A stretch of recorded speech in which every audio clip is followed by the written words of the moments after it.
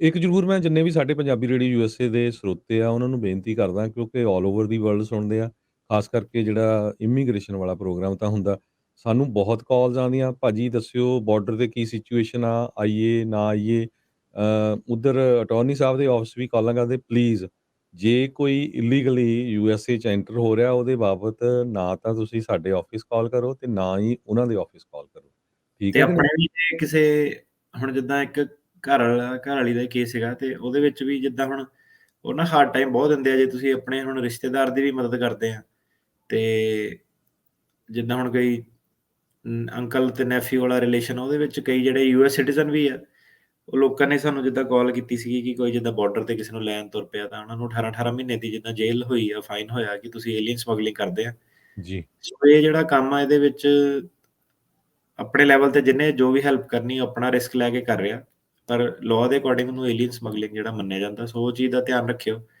ਤੇ same reason ਕਰਕੇ ਜਿਹੜੇ ਅੰਬੈਸੀ ਦੇ ਵਿੱਚ ਆਪਾਂ ਦੇਖਦੇ ਹਾਂ ਕਿ ਘਰਦਿਆਂ ਦੀ ਜਦੋਂ ਇੰਟਰਵਿਊ ਹੁੰਦੀ ਆ, ਉਹਨਾਂ ਨੂੰ ਬਹੁਤ ਜ਼ਿਆਦਾ ਕੇਸ ਜਿਹੜੇ ਇਹਨਾਂ ਨੇ ਹੁਣ ਸੀਗੇ ਕਿ ਤੁਸੀਂ ਆਪਣੇ ਬੱਚੇ ਨੂੰ ਬਾਹਰ ਭੇਜਿਆ, ਪੈਸੇ ਦਿੱਤੇ ਏਜੰਟ ਨੂੰ, ਉਹਨੂੰ ਵੀ ਏਲੀਅਨ ਸਮਗਲਿੰਗ ਜਿਹੜੀ ਮੰਨਦੇ ਆ। ਸੋ ਉਹ ਵੀ ਜਿਹੜਾ ਅੰਬੈਸੀਆਂ ਦੇ ਵਿੱਚ ਸਵਾਲ ਹੋ ਰਿਹਾ ਪੇਰੈਂਟਸ ਤੋਂ, ਉਹ ਤੋਂ ਵੀ ਥੋੜ੍ਹਾ ਧਿਆਨ ਨਾਲ ਕਿ ਪੇਰੈਂਟਸ ਨੂੰ ਪਤਾ ਹੋਣਾ ਚਾਹੀਦਾ ਹੈਗਾ ਕੀ ਜਵਾਬ ਦੇਣਾ, ਕਿ ਵਾਕਈ ਉਹਨਾਂ ਦਾ 2 ਨੰਬਰ ਭੇਜਣ 'ਚ ਹੱਥ ਸੀਗਾ ਜਾਂ ਨਹੀਂ ਸੀਗਾ, ਹੈ ਨਾ? ਤੇ ਕਈ ਵਾਰੀ ਉੱਥੋਂ ਉਲਝਾ ਲੈਂਦੇ ਆ ਤੇ ਫਿਰ ਏਲੀਅਨ ਸਮਗਲਿੰਗ ਦੀ ਧਾਰਾ ਲਾ ਦਿੰਦੇ ਆ। ਸੋ ਉਹ ਚੀਜ਼ ਦਾ ਵੀ ਧਿਆਨ ਜਿਹੜਾ ਰੱਖਣਾ। ਜੀ ਬਿਲਕੁਲ, ਏਲੀਅਨ ਸਮਗਲਿੰਗ ਦੇ ਵਿੱਚ ਬਹੁਤ ਵੱਡਾ ਕ੍ਰਾਈਮ ਆ। ਤੁਹਾਨੂੰ ਫ਼ੋਨ ਆਉਂਦੇ ਆ, ਫ਼ੋਨ ਬਹੁਤ ਧਿਆਨ ਰੱਖੋ, ਕੋਈ ਤੁਸੀਂ ਇੱਦਾਂ ਦੀ ਕਿਸੇ ਨੂੰ ਵੀ ਜਿਹੜੀ ਆ ਸਲਾਹ ਨਾ ਦਿਓ ਵੀ ਤੁਸੀਂ ਜੀ ਇੱਦਾਂ ਆ ਸਕਦੇ ਹੈਗੇ ਆ।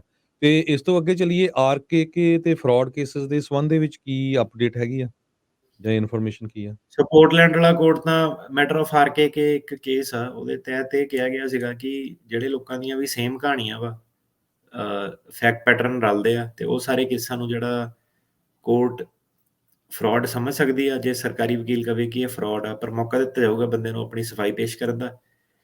ਤੇ ਪੋਰਟਲੈਂਡ ਵਾਲਾ ਕੋਰਟ ਤਾਂ ਸਾਰੇ ਪੰਜਾਬੀ ਕੇਸਾਂ ਦੇ ਵਿੱਚ ਆਰਕੇਕੇ ਫਾਈਲ ਕਰਦਾ। ਤੇ ਹੁਣ ਜਿਹੜਾ ਸੈਨ ਫਰਾਂਸਿਸਕੋ ਦੇ ਵਿੱਚ ਵੀ ਉਹ ਜਿਹੜਾ ਸਰਕਾਰ ਨੇ ਕਰਨਾ ਸ਼ੁਰੂ ਕਰ ਦਿੱਤਾ। ਜੀ, ਤੇ ਤੇ ਅਗਲਾ ਰੈਲੋਕੇਸ਼ਨ ਇਸ਼ੂ ਦੇ ਜੀ, ਇਹਦਾ ਹੁਣ ਮੁੱਦਾ ਇਹ ਆ ਕਿ ਦੇਖਦੇ ਆ ਹੁਣ ਕਿੰਨੀ ਡੂੰਘਾਈ 'ਚ ਜਾਂਦੇ ਆ, ਕਿੰਨਾ ਜ਼ਿਆਦਾ ਲੋਕਾਂ ਨੂੰ ਟੰਗਦੇ ਆ।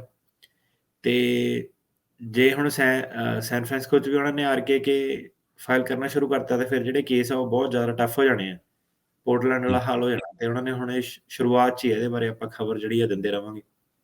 ਰੈਲੋਕੇਸ਼ਨ ਦੇ ਮੁੱਦੇ ਤੇ ਕੀ ਜਿਹੜਾ ਹੈਗਾ ਆ ਅਪਡੇਟ ਹੈ?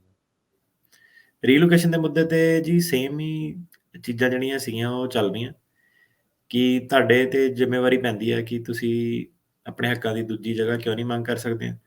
ਤੇ ਅਜੇ ਜਿਹੜੇ ਸੀਗੇ